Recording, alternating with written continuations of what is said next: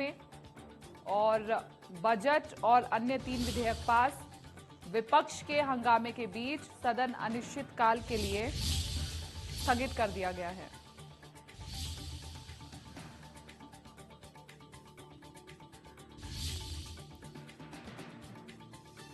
तो ये बड़ी खबर हम आपको बता रहे हैं।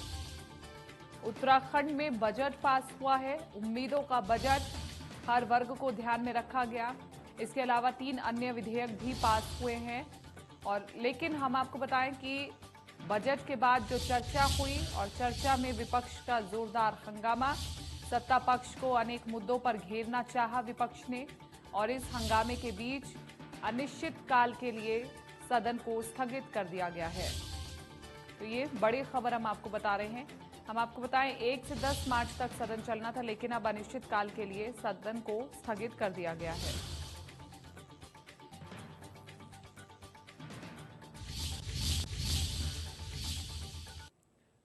तो इस बार के बजट में सभी वर्गों को विशेष रूप से प्राथमिकता दी गई है। विशेष रूप से हेल्थ सेक्टर को प्राथमिकता दी गई है। उसके बाद शिक्षा, कृषि क्षेत्र और पर्यटन विभाग को भी प्राथमिकता दी गई है। इसके अलावा कई अहम मुद्दे विपक्ष की ओर से उठाए गए और जिसके चलते सदन को अनिश्चितकाल के लिए स्थगित करना पड़ा।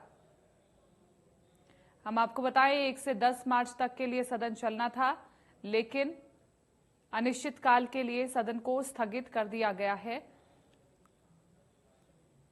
गैरसैंण में इस बार सदन में ये बजट पेश किया गया है।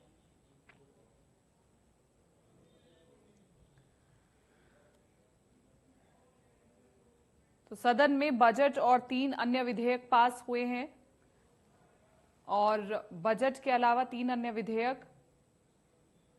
इसके बाद विपक्ष ने कई मुद्दों पर सरकार को घेरा।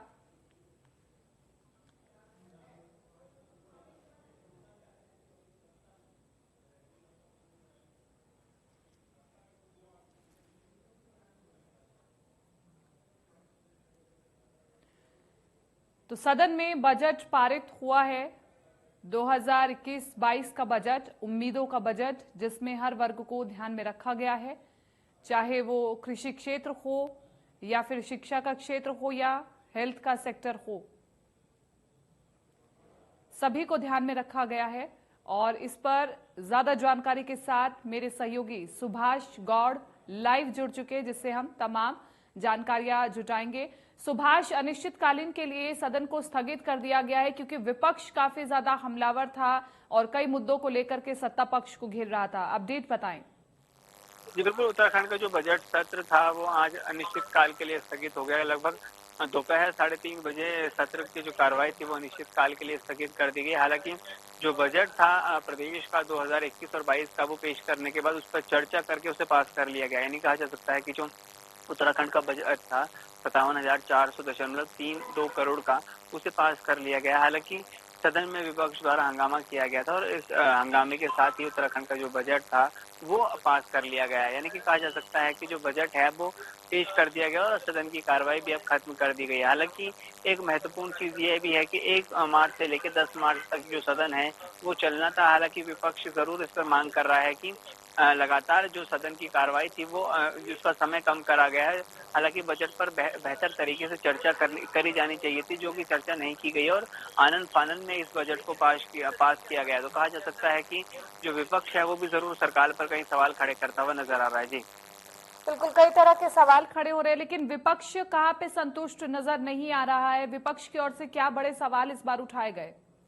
जी बिल्कुल, जैसे कि मैं आपको पहले ही बता चुका हूं कि सदन की कार्रवाई शुरू होने से पहले यानी कि 1 मार्च से जबकि विपक्ष सदन में पहुंचा था, उससे पहले ही महंगाई और बेरोजगारी के मुद्दे को लेकर लगातार विपक्ष के बाहर भी और विपक्ष सदन के बाहर भी और सदन के अंदर भी विपक्ष लगातार हंगामा करता हुआ नजर आ रहा था। और सबसे महत्वपूर्ण जो मांग थी विपक्ष की वो यही थी कि बेरोजगारी को लगातार सरकार पिछले 4 साल में कम नहीं कर पाई और जो रोजगार सरकार को देना चाहिए था वो भी सरकार देती हुई नजर नहीं आई थी। तो कहा जा सकता है कि जिस तरीके से प्रदेश में महंगाई बढ़ती हुई जा रही, देश में महंगाई बढ़ रही है, ये भी एक विशेष मुद्दा था विपक्ष का जिसको सदन में वो उठा रहे थे। हालांकि आज महंगाई का मुद्दा न सिर्फ उत्तराखंड में बल्कि कई राज्यों में उठाया जा रहा है और इस बार सदन में भी ये तस्वीर देखने को मिली। सुभाष बने रहिए, आपसे और भी जानकारी लेंगे।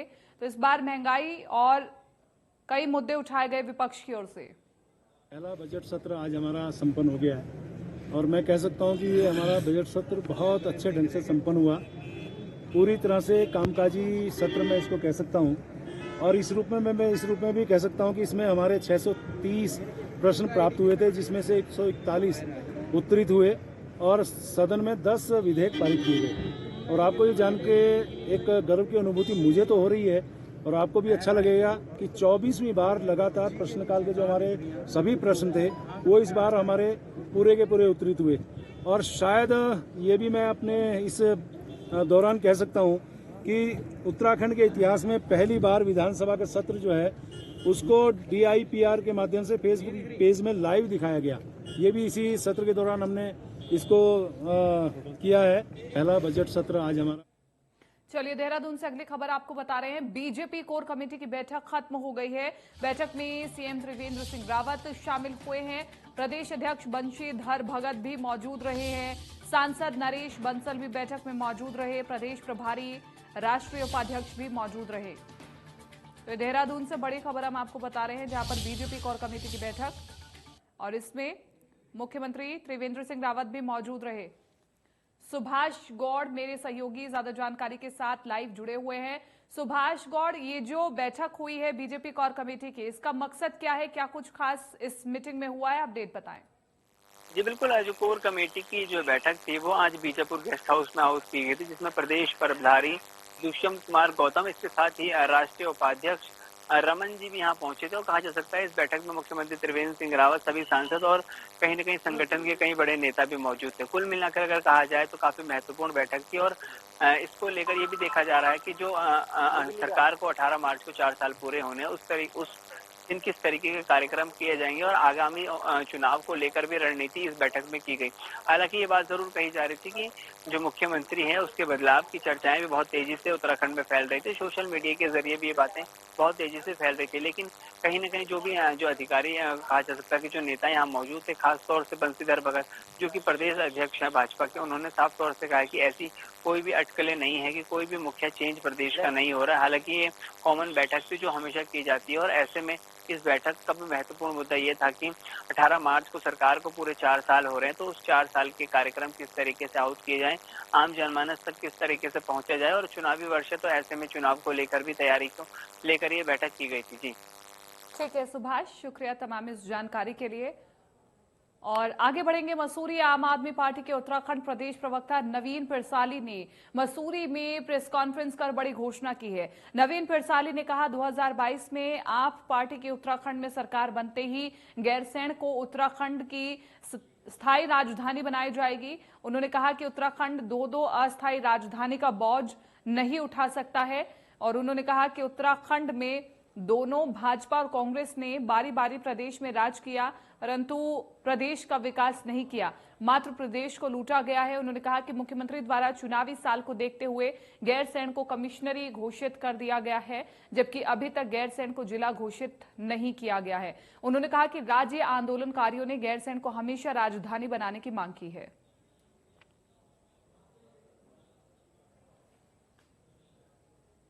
कुंभ नगरी हरिद्वार में कुंभ मेले के रंग चढ़ने लगे हैं। कोविड-19 के साए में आयोजित होने जा रहे इस मेले में बड़ी संख्या में साधु संत पहुंच गए हैं। पहली बार कुंभ मेले में अपनी उपस्थिति दर्ज कराकर और आकर्षण का केंद्र किन्नर अखाड़ा बन रहा है। किन्नर अखाड़ा के आचार्य महामंडलेश्वर लक्ष्मी नारायण त्रिपाठी ने कुंभ मेले में आने वाले सभी श्रद्धालुओं से मास्क लगाकर कोविड-19 की गाइडलाइन का पालन करने की अपील की है। उन्होंने कहा कि हमारे सभी किन्नर संत मास्क लगा रहे हैं और आप भी आए तो मास्क लगा करके आए, जिससे कि कोरोना की दृष्टि से सुरक्षित मेला संपन्न हो सके। फिलहाल देवभूमि लाइव में मेरे साथ नहीं, दीजिए इजाजत, नमस्कार।